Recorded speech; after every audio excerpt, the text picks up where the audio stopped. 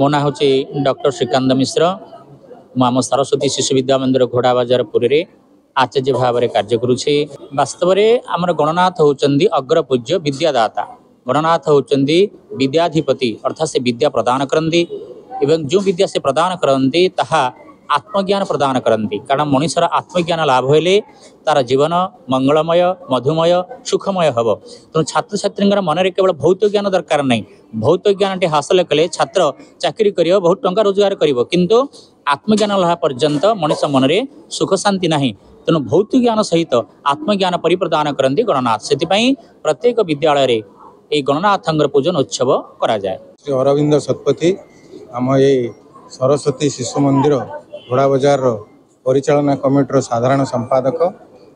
आज हूँ पवित्र गणेश चतुर्थी गणेश पूजा।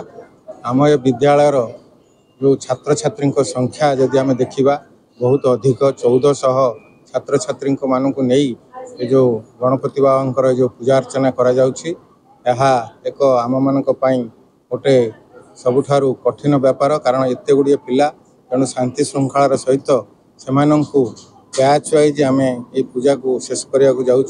आम समस्ते जानीचे आमर गणपति बाबा होचंती समस्त विद्या खाली जे से विद्या प्रदान करती ता नुहे से सकल कामर इष्ट खंडन करती। तेणु सबु कम सिद्ध प्राप्त पाई आज आम विद्यालयर समस्त छात्र छात्री माने आज शांति श्रृंखलार सहित सुचारू रूपे गणेश पूजा पालन करुछंती। आ समस्ते मन भरी से प्रसाद व्यवस्था कराई।